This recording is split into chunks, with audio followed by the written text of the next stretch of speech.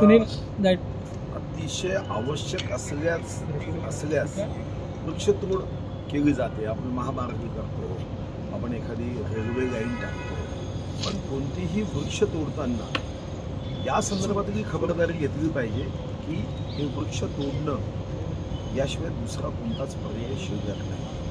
आणि दुसरा महत्त्वाचा मुद्दा या संदर्भात काय, आपण एक नियम केला होता, जेवढी वृक्ष तुम्ही तोडाल त्याच्या दुप्पट किंवा चौपट वृक्ष तुम्ही लावली पाहिजे. मला वाटतं की संपूर्णमध्ये जर वृक्ष तोडण्याच्या दृष्टीने त्याची अनिवार्यता असेल, ते तोडणं यासाठी दुसरा पर्यायच नसेल, तर मग मात्र या संदर्भात चौपट वृक्ष जी कोणती संस्था हे तोडणार आहे त्यांनी लावण्याची गरज आहे. जसं गडचिरोलीमध्ये माननीय मुख्यमंत्री महोदयांनी जेव्हा आयर्न ओरसाठी आपण काही वृक्ष तोडण्यासाठी परवानगी भारत सरकारने दिली, तेव्हा तिथं 10 कोटीच्या आसपास वृक्ष टप्प्याटप्प्याने लावायचे आणि पहिल्या टप्प्यात 1 कोटी वृक्ष लावावे असा निर्णय केला आणि त्याला मॉनिटर करण्याची व्यवस्था केली. मला वाटतं की व्यक्तिगतरीतीने वृक्ष तोडताना एवढी खबरदारी घेतली पाहिजे. निलेश लंकेंनी टीका केलेली आहे. तुम्ही असं बोलले की गुजरातचे जे बिबटे आहेत ते महाराष्ट्राच्या सीमेवर सोडले गेलेले आहेत, त्यामुळे जास्त संघर्ष वाढलेला मानवी आणि बिबट्यांची. त्यांना ही माहिती कुठून आली माहीत नाही, त्यांच्याकडे या संदर्भात काय पुरावे आहे मला माहीत नाही. पण बिबट तिथून सीमेवर सोडला म्हणजे तो महाराष्ट्रात येईल असा समज करता कामा नये. बिबट आपल्या परिसरात पुन्हा वापस जाऊ शकतो. बिबट आपल्या महाराष्ट्रात वाढण्याचं एक मात्र कारण आहे की या संदर्भातला जो अधिवास आणि अधिवासामध्ये असणाऱ्या व्यवस्था या इतक्या चांगल्या आहेत. कारण आपण हजारो हेक्टर कुरण वाढवल्यानंतर या कुरणावर जगणारे प्राणी वाढले आणि मग बिबट वाढले. आता बिबट एवढे जास्त झाले की जंगलाचं क्षेत्र कमी पडत आहे, ऊसाच्या शेतात ते जायला लागले. अंदाजे आत्ता 2000 बिबट महाराष्ट्रात आहे. आणि म्हणून आपल्याला या संदर्भामध्ये AIचा उपयोग करणे, जो जुन्नरमध्ये बिबट सफारी आहे त्याची क्षमता वाढवणे, काही बिबट हे महाराष्ट्राच्या बाहेरच्या झूमध्ये पाठवणे आणि नसबंदी करणे, एवढे काही उपाय करावे लागतील. गुजरातचे बिबट इथं आले असं मला दूरपर्यंत वाटत नाही, कारण ते बिबट पुन्हा परत जाण्याची शक्यता नाकारता येत नाही जर अंतर कमी असेल. राज्यामध्ये जर आज परिस्थिती पाहिली, शिंदे शिवसेना आणि भाजपचं काही तेवढंसं जमून न राहिलं आणि काही ठिकाणी राष्ट्रवादी काँग्रेस पक्ष, अजित पवार त्यांनी काही वादग्रस्त लोकांना तिकिटा दिल्या आहेत. तुम्ही भाजपच्या म्हणजे सुरुवातीपासून तुम्ही आहात आणि या क्षणी भाजपचे नेते म्हणून ही परिस्थिती पाहताना तुमची काय प्रतिक्रिया आहे?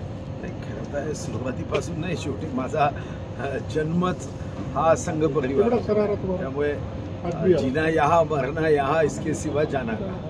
तर भारतीय जनता पार्टी आणि महायुतीमध्ये इतर मित्र पक्षाच्या मैत्रीमध्ये कधी कधी एखादी छोटी कुरबुरी होऊ शकते, पण ती कुरबुरी झाली म्हणून महायुतीवर त्याचा प्रतिकूल परिणाम कदापि होतो. कारण हे तीनही पक्ष विश्वगौरव, देशगौरव, नरेंद्र मोदीजींच्या विचारांनी प्रभावित होऊन एकत्र आले. दोन भावामध्ये कधी कधी कुरबुरी होते, म्हणून काही ताबडतोब एखादा भाऊ त्या कारणाने घर सोडत नाही. तसंच इथं एखादी गोष्ट, एखादी जागा, एखादा प्रवेश, एखाद्या संदर्भात कुरबुरी होऊ शकते. तिथं पक्षातही होते.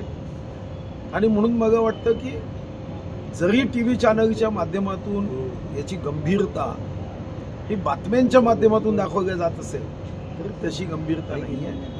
माननीय मुख्यमंत्री महोदय, माननीय उपमुख्यमंत्री एकनाथ शिंदेजी दोघेही त्यानंतर सोबत कार्यक्रमाला मालेगावमध्ये 3 वर्षाच्या चिमुकलीवर अत्याचार करणाऱ्या आरोपीला फाशीची शिक्षा द्यायसाठी लोक जे होते ते संतप्त झाले, कोर्टापर्यंत गेले. फाशी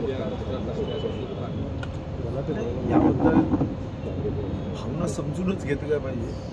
व 3 वर्षाच्या मुलीवर बलात्कार केल्यानंतर ते तर फाशी द्या म्हणताय, मागाही तळपायाची आग मस्तकात जाते. असं वाटतं की सुई टोचून त्याला मारलं पाहिजे.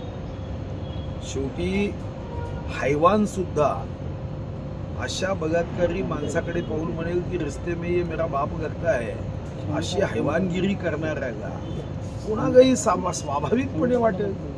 3 वर्षाची मुलगी, विचार करा, मी तर म्हणतो 3 वर्षाचीच नाही, कोणत्याही महिला किंवा मुलीच्या संदर्भात अशी घटना करणाऱ्यांना निश्चितपणे कडक शिक्षा झालीच पाहिजे. आणि यातून इतरांना असा धाक निर्माण झाला पाहिजे की मनामध्ये जेव्हाही वाईट विचार येईल आल्याबरोबर तो संपुष्टात गेला पाहिजे. उद्धव ठाकरे तिकडे मनसेला सोबत घेण्याची तयारी आहे. दुसरीकडे मात्र काँग्रेस या सगळ्याला म्हणते की आम्ही मारहाणीची भाषा करणाऱ्या पक्षातच जाणार नाही. तरी महाविकास आघाडीमध्ये बिघाडी आहे आणि त्या पद्धतीनं राज ठाकरे तिकडे जाण्याच्या याच्यात आणि उद्धव ठाकरेंची भूमिका आणि काँग्रेसची भूमिका आणि याच्यामध्ये राज्याचं हित आहे, जनतेचं हित आहे. यांच्यामध्ये फूट पडली तर महाराष्ट्राचा फायदाच आहे. ही फूट अशीच वाढत राहावी ही सदिच्छा आणि शुभकामना. अमित शहाची भेट जी आता घेतली चीनने, त्याबद्दल जे आहे ते टीका उद्धव ठाकरेंनी केली. एकदम वादग्रस्त बोलले, चाटायला गेल्याच्या प्रकारचे बोलले. काय असं आहे की त्यांच्याकडून फार आपल्याला अपेक्षा शब्दाच्या बाबतीत करू नये. मला तर वाटतं की कधीतरी तुम्ही त्यांना शिकवणाऱ्या शिक्षकांचा इंटरव्ह्यू घेतला तर तेही म्हणतील की शिकवताना आम्ही कुठेतरी कमी पडलो, अशा शब्दाचा ते उपयोग करतात. आणि म्हणून आपण हे त्यांच्यावर सोडून दिलं पाहिजे. एकनाथ शिंदे साहेब एक चांगले नेते आहे आणि म्हणूनच शिवसेनेमध्ये असताना त्यांचा सन्मान व्हायचा. पण जेव्हा 24 ऑक्टोबर 2019 रोजी माननीय उद्धव साहेबांच्या मनात बेईमानी आली तेव्हा त्यांनी स्वर्गीय हिंदू हृदय सम्राट बाळासाहेब ठाकरेंचा विचार हा टिकावा, त्याचं संरक्षण व्हावं, तो विचार स्वतःच्या हातात घेतला आणि भारतीय जनता पार्टीसोबत युती केली, काँग्रेससोबत गेले नाही. आता त्यांच्या मनात जो राग आहे त्या रागातून त्यांना माननीय एकनाथ शिंदे एखादेही छोटंसं अशी घटना झाली की ते त्यांच्यावर असे बरसतात, पण त्यातून फायदा कोणताही होणार नाही. एकनाथ शिंदेजींचं नेतृत्व सर्वांना घेऊन जाणारं आहे, सहकार्याचं नेतृत्व आहे. आणि म्हणूनच 40 आमदार शिवसेनेचे, इतर तर 10 होतेच, एवढे आमदार एखादा नेता सोबत घेऊन जाऊ शकतो. लक्षात घेतलं पाहिजे की त्याच्यामध्ये निश्चितपणे संघटनेचा त्याच्यामध्ये एक चांगलं गुण आहे. भाऊ, हसन मुश्रीफ यांनी दावा केलेला आहे की ईडीच्या आरोपातून माझी मुक्तता झाली. हे दावा नाही, सत्य सांगितलं असेल. दावा काय करायचा आहे, निर्दोष मुक्तता ईडीच्या याच्यातून झाली असाल, पण दावा नाही आहे. त्यांना जी काही त्या माध्यमातून माहिती असेल त्यांनी सांगितलं की आता ईडीतून ते मुक्त झाले. एक छोटासा करून टाका.